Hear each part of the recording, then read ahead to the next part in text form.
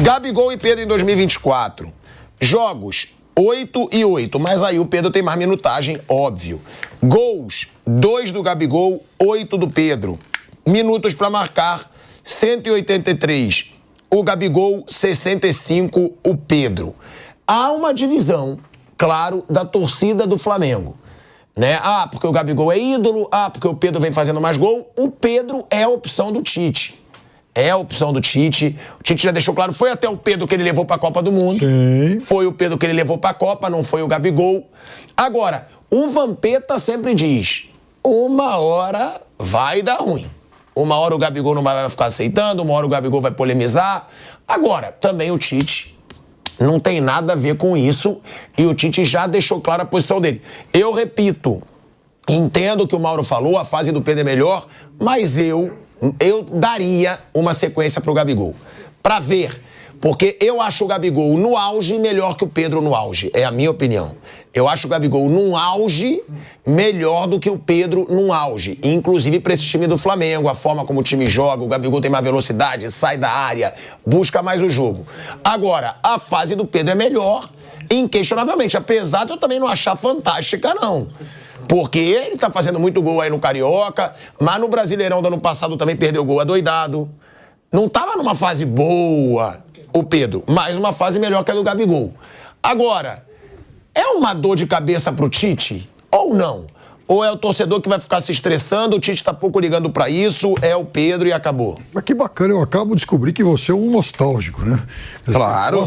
Do passado e tal, né? Mas não só passado. No passado era tudo bacana, rosa, o cara era bom de bola, o cara era artilheiro, fazia gol e tal. Não, ele é artilheiro. Artilheiro ele é. Ele foi artilheiro no Santos, ele foi artilheiro no Flamengo, artilheiro ele é. Ele tá numa fase ruim que eu concordo. Um ano péssimo.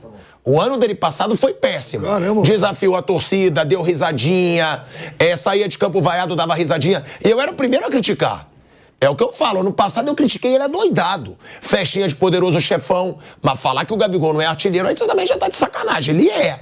Ele tá numa fase ruim. Não, ele não foi. Se o cara tem... ele tá com 27 anos. Ele joga no Santos desde os 17. Se ele tem 10 anos de carreira, ele foi artilheiro em 8.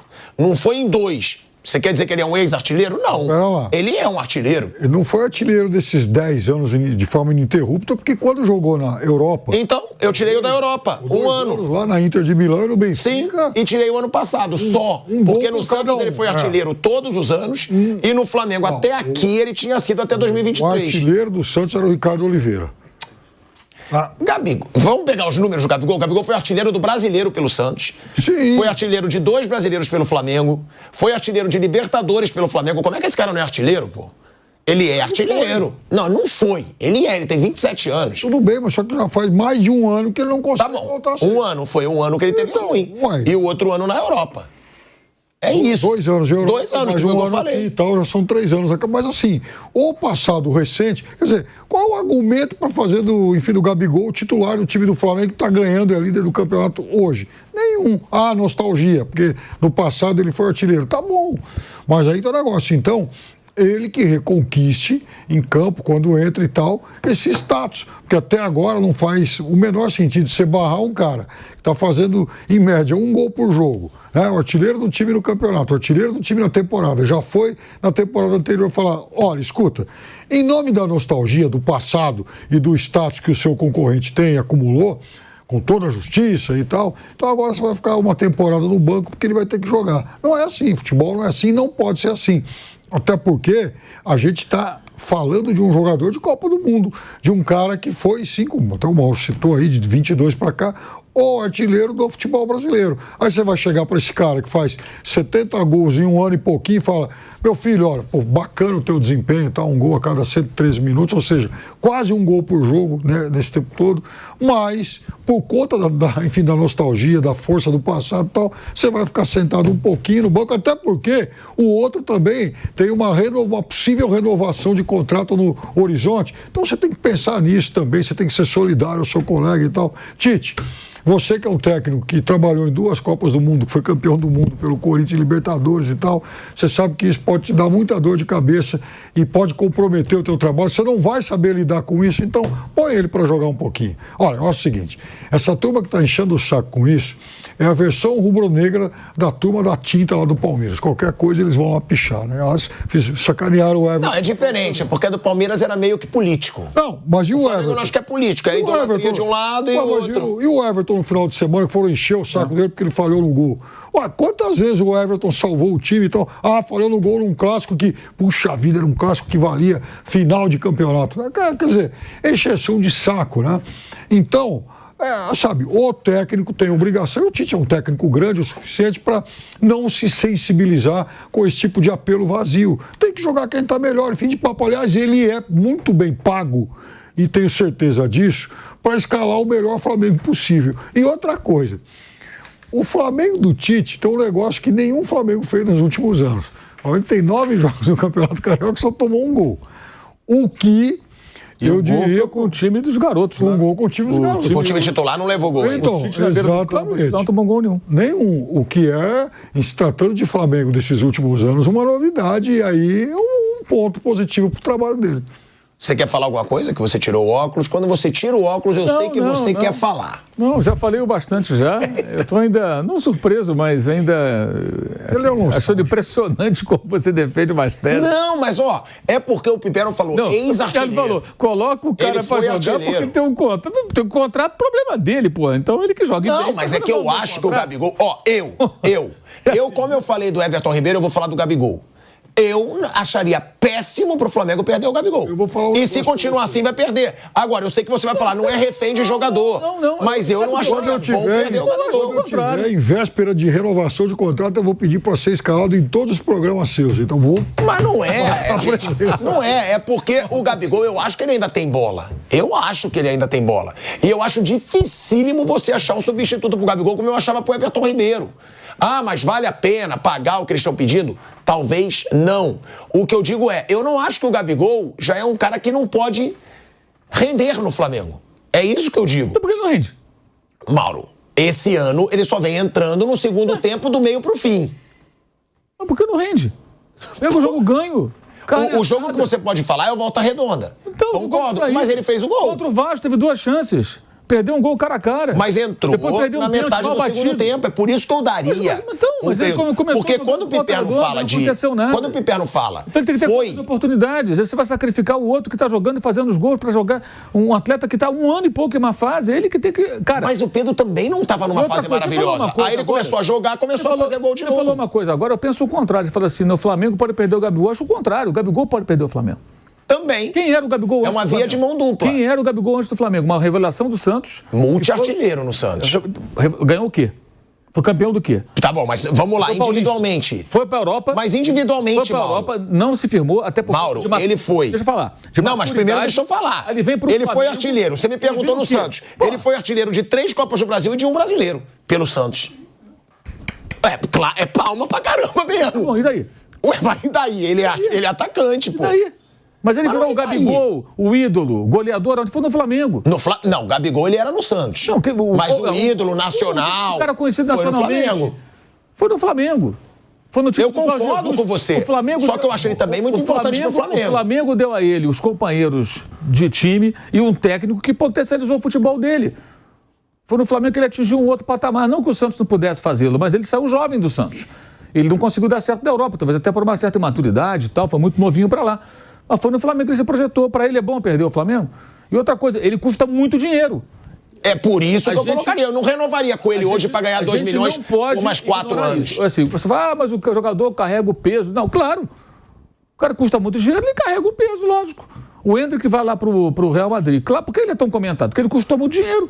Se ele custasse baratinho, ninguém falava nada.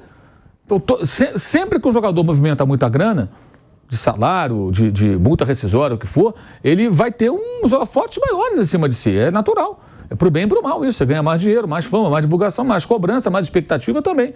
Agora, o Gabriel, ele que tem que aproveitar as chances, como qualquer jogador. entrou em campo, aproveita a oportunidade, joga bem. O Falcão... Mas o que eu digo, o Pedro estava mal no ano passado também. O Falcão, e ele começou jogando muito esse ano e foi fazendo gol aos poucos. O Falcão era o rei de Roma. Ele veio pro São Paulo... Porque eu acho que o jogador ele ganha uma forma assim, jogando. Era a reserva do Márcio Araújo, né? Barrado pelo Cilinho. Porque Quem? O Falcão não jogava. Era o Falcão, cara, um jogador extraordinário. Ele veio como rei de Roma. Porque ele chegou no São Paulo, já não era mais o Falcão, já não rendia tanto. O Gabriel tem só 27 a 28 anos, mas ele tem que provar que ele vai conseguir jogar tão bem novamente. Ele não consegue, cara. Esse é o ponto, é só olhar o jogo. Ele não consegue. Ele entra em campo, ele até corre, se esforça, mas ele não está conseguindo. Ele que tem que descobrir o que acontece. O que não pode é você tirar... o time do Flamengo está sendo formado. É um time em formação, né? O Piperno destacou, o time não toma gol. Ontem o De La Cruz jogou numa outra função, jogou muito bem. Aliás, o time muito mais dinâmico. Aí tem gente que já atribui a ausência do Gerson. Claro, o Gerson cadencia mais o jogo, mas nem toda vez você tem que acelerar o jogo, você tem que também ter que saber quem cadencia. A questão é sintonizar isso. A velocidade que um dá, a cadência que o outro dá e saber alternar momentos e conseguir fazer com que esses caras se entendam. Isso vem com o tempo. E o Gerson não tem jogado mal, mas existe também uma implicância de uma parte da torcida com o Gerson, até por culpa dele, em jogos que ele foi indolente, que ele foi preguiçoso. A marra que ele voltou aquela também marra na toda. Europa. Mas ele não tem jogado mal, o Tite tem conseguido dar uma arrumada nele. Ele está fora porque ele está doente, foi internado e tudo, problema renal, né? Então, aí querem descartar o cara. Pode ter uma briga aí, né? Porque parece que o time fica muito mais à vontade com os dois pontas também. Exatamente. É difícil adaptar o De La Cruz ali. Então, aí o Gerson pode ficar no banco um jogo, ou outro jogo. Ora, hoje eu vou jogar com os dois pontas e vou montar o meio campo assim, com o volante, com o Arrascaeta e com o De La Cruz. Até porque os pontas estão trabalhando bem. O Flamengo, quando não tem a bola, voltam os dois pontas. Ontem o Igor Jesus, o De La Cruz, e quem fica na frente, perto do Pedro, é o Arrascaeta. Vira um 4-4-2. E os dois pontas trabalham bastante sem bola, especialmente o Luiz Araújo. Ele volta, faz cobertura. O Luiz Araújo é uma grata surpresa nessa temporada. Ele trabalha muito sem bola. Então, assim, como o Bruno falou, o time fica mais veloz. Aí vai depender, o Tite passa a ter opções. Não é nada demais um jogo ele falar, Gerson, hoje você vai ficar no banco. Porque hoje eu quero jogar dessa maneira. Contra esse adversário, eu vou jogar assim. E no outro jogo ele volta e joga. Qual é a sua formação ideal? Eu gosto dessa com dois pontos, mas eu acho que o Gerson não pode ser descartado como parte da torcida quer descartar o cara. Eu acho que não é assim. Eu acho que o ideal é você adequar a cada jogo. Eu penso que cada jogo, cada adversário, se é em casa, se é fora, se é mata-mata, se é campeonato brasileiro, pontos corridos. Mas a melhor você acha desse último jogo? Eu gosto dessa ideia com os dois pontas. Eu gosto, mas eu acho que você tem que ser refém disso. Você pode jogar de outras maneiras também. E eu acho que o ideal é que o técnico construa uma equipe que joga de diferentes formas. Até porque ele tem muito material humano para isso, gente. Não pode ser de uma maneira só. Só joga assim, só joga assim. Aliás, o Tite, ele é um pouco refém dessas coisas, né? Na seleção ele foi refém. Tem uma forma que tem que se encaixar ali. Acho que ele tem que ter diversidade de jogo. Que ele tem gente para isso. Acho que até seria uma evolução dele como técnico conseguir fazer um trabalho nessa direção. Não gosto muito de falar assim do preferido, porque depende do momento. E ontem funcionou bem, sem o Gerson. Como contra o Grêmio no ano passado, um dos melhores jogos com o São Paulo, lá em Porto Alegre, o Gerson não jogou. Mas não significa que o Gerson seja descartável, que não jogue nada. O problema do Gerson é muito o comportamento em campo. Ele participando, roubando bola e tal, como tem feito, ele é um jogador muito interessante, muito bom, mas nem sempre ele tem essa conduta. Cabe ao técnico cobrar. Agora, eu acho que o Gerson estava se recuperando, acho que o Varela ontem cumpriu bem o seu papel, eu acho que o Cebolinha se recuperou, né? Hoje é titular, está jogando melhor que o Bruno Henrique. Ontem jogou bem. Então, cabe ao Gabigol fazer a mesma coisa, Thiago. É isso, é só isso. A gente vai ver aqui, Bruno, para eu te passar a palavra também, que aí é unanimidade, né? O absurdo que foi a vaia pro Pedro. Não tem que vaiar o Pedro, nem quem acha que o Gabigol tem que ser titular, nem quem acha que... Gente, o cara tá fazendo gol, o cara é um baita nome. O Flamengo é o único time, como diz o Vampeta, que tem 2 mega centroavantes no seu elenco. Aí tu vai tirar a confiança de um com uma vaia burra. Uma vaia burra, tem que ser muito torcedor modinha pra vaiar o Pedro. E aí, a gente vai colocar aqui a declaração do Pedro, depois do jogo, sobre as vaias que ele recebeu. O Pedro deu uma entrevista super na boa, super tranquilo.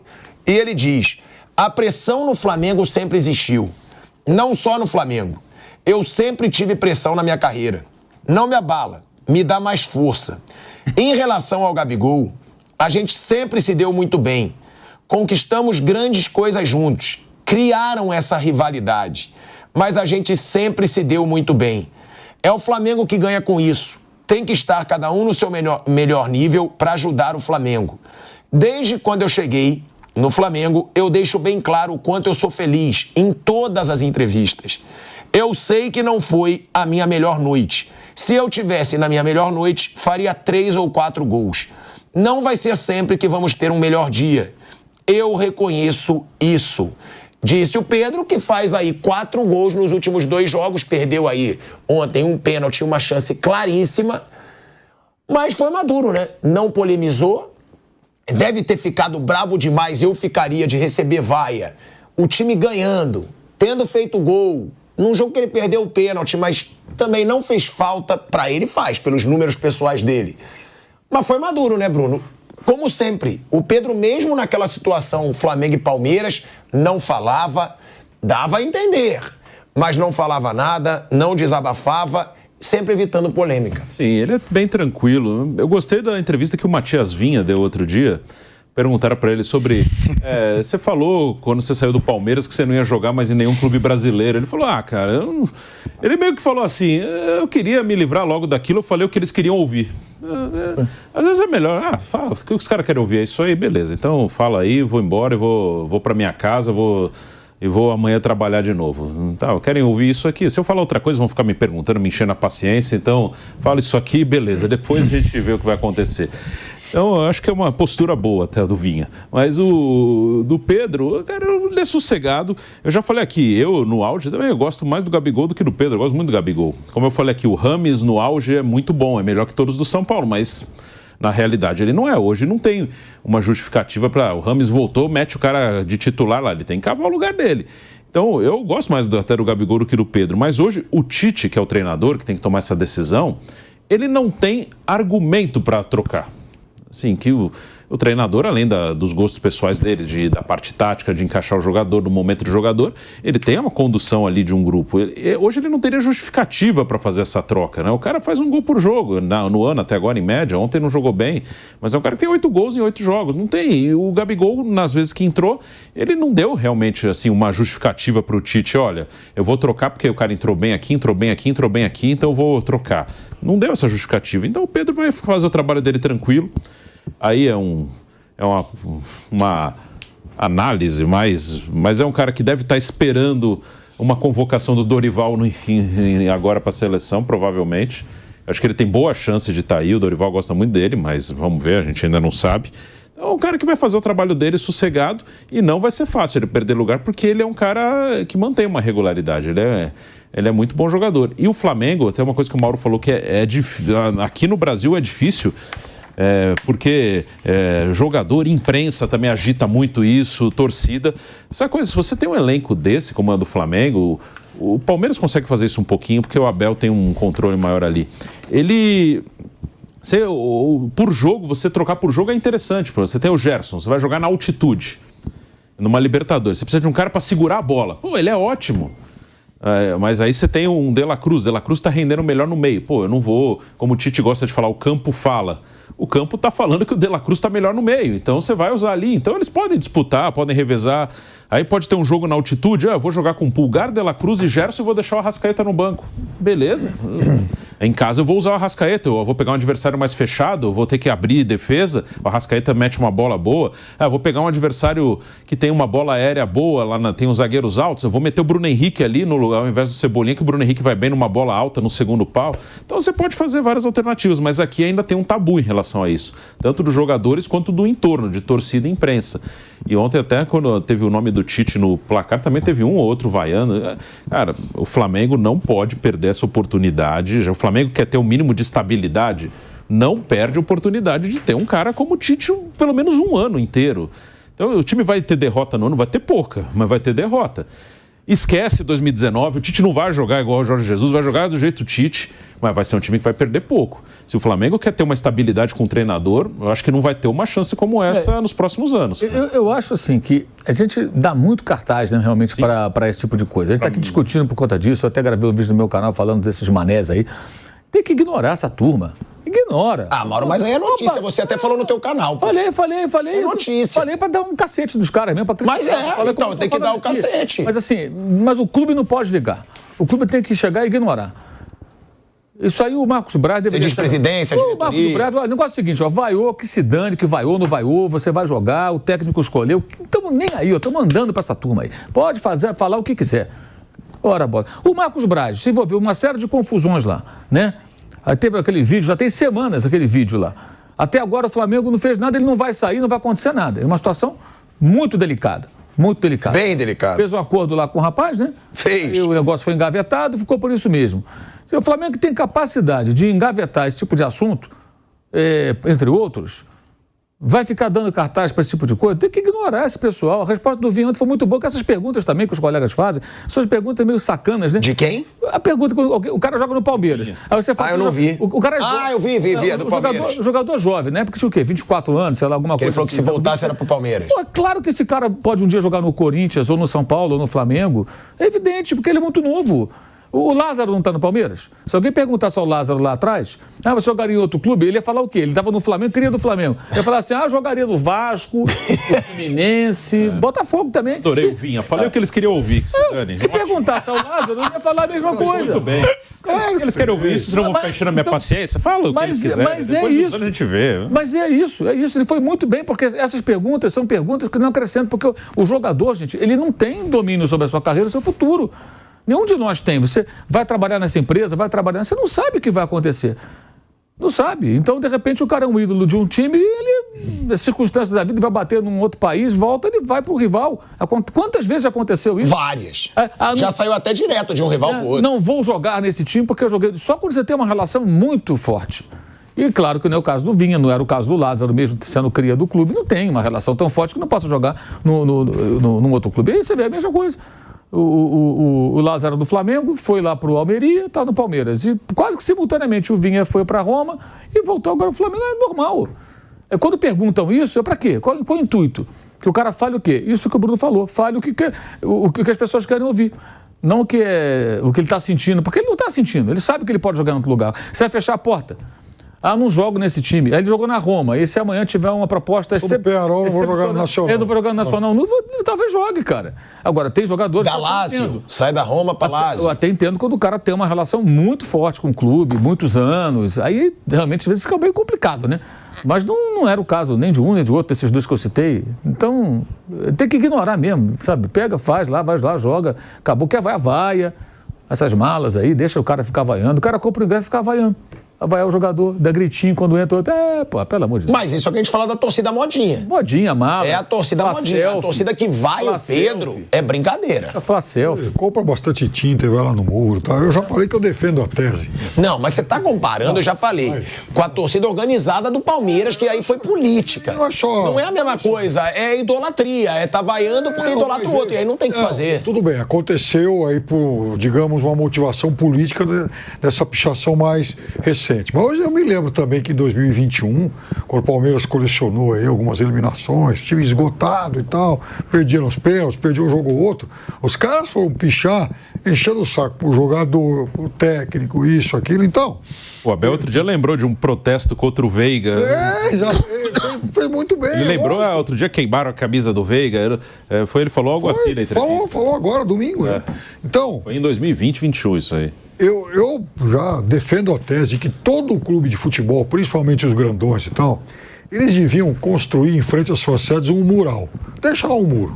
Deixa lá um muro, porque assim, aquele que gosta de... Aquele pichador, né, que não tá nem aí para a vida real do clube, aquele que só gosta de cornetar, palpitar, encher o saco, então pelo menos ele vai ter aquele mural para se expressar. Vai lá, a cada final de jogo, usa o mural, compra lá bastante tinta e mais. Como a gente está num país capitalista, eu vou até dar uma sugestão de negócio. Ao lado do mural, alguém vai lá e monta uma loja de tinta, porque aí já resolve tudo ali. A Leila faria um mural fácil escrito, use sua criatividade. Isso, a Leila faria isso. O Tite falou, tá? Mas essa coisa do Everton que aconteceu, que o Piperno lembrou agora, é parecido. Pô, sacanagem, o cara tem que fechar a rede social dele lá, os comentários, porque eles estavam xingando porque ele falhou num gol. Num jogo que também não valia nada. Tudo bem, tem ali o clássico e tal, mas pra primeira fase do Paulista. Peraí, quer trocar o Everton por algum outro goleiro? Pergunta esse torcedor mala aí que foi lá cornetar. Quer trocar o Everton por algum outro goleiro? Ele é titular em qualquer clube do Brasil. Assim, o Everton é qualquer um. Vamos fazer um exercício rápido aqui. Quem pegou pênalti lá na Supercopa?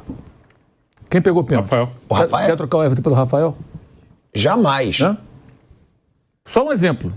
Só um exemplo. Poderia citar vários aqui. 3, 4 meses ele pegou o pênalti do título brasileiro contra o Tiquinho Soares. Contra o Tiquinho Soares. Você sabe de uma coisa? Esse pênalti, Ele não valeu só o título, não. Ele multiplicou uma série de ganhos para o Palmeiras, porque se o Everton não pega o pênalti, o Botafogo faz 4-1, não teríamos o segundo gol do Endrick. O Endrick, até aquele momento, ele não era, assim, um nome intocável na visão do Abel. Muito pelo contrário, o Endrick não foi titular, por exemplo, contra o Boca. Então, a partir daquele momento, o Palmeiras reage no jogo e o Endrick marca o segundo gol dele no jogo. Opa, o menino fez 2 gols no jogo decisivo, tá chamando a bola, esse é o cara.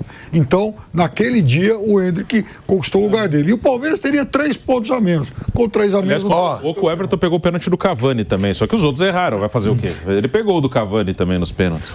Eu vou mostrar aqui a declaração do Tite, tá? Sobre essa situação do Gabigol e do Pedro. E vamos mostrar aqui agora a declaração do Tite sobre Gabigol e Pedro pro rubro-negro, capitão Fred. Vamos ver aí. Com verdade, pelo menos a minha verdade. Eu também estou pressionado. A minha atividade ela é exposta e pressão o tempo todo. O atleta é de alto nível também. E não, alguns torcedores, eles colocam porque estilos, às vezes, tu gosta mais de um, mais de outro. Seguramente, se eu pegar uma grande parte da torcida, não gostaria de ter o Tite como técnico, gostaria de ter outro. O que ela vai ter é a dignidade do trabalho. O que eles têm que ter é a dignidade do trabalho. É uma concorrência leal. É fazer o melhor e colocar a equipe acima de qualquer coisa. Esse aspecto ele é. Assim como o ano passado, quando eu cheguei... E eu lembro que os dois só tinham gols de pênalti, né? Fazia um tempo. Fazia um tempo muito grande que eles não faziam. E eu digo assim, a gente vai ajustar a equipe para dar a vocês uma condição de fazer gol com bola em movimento também. O Pedro e chegou aqui, ele estava, dei continuidade, porque ele já estava jogando, ele começou a fazer uma série de gols, como é uma situação agora. Mas são 2 grandes jogadores. Talvez quando tu tem a 9 ou a 10 nas costas, sempre fica o gol. Mas eles têm uma relação e um trabalho de conjunto também, que ele é mais importante do que a individualidade.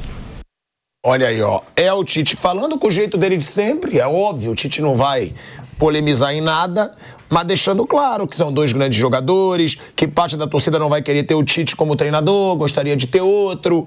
E, além disso, essa situação aí que ele diz, eles têm uma relação de conjunto, que é mais importante do que a individualidade. Aí também eu não acredito muito não, eu tô com o Vampeta. Eu acho que o Gabigol fica brabo de não estar jogando, mas pode ficar também. Sempre vai ter alguém que tá no banco que vai ficar chateado de não ser titular. O Tite vai ser diplomático sempre, né? Vai falar, os caras estão se bicando até... É óbvio.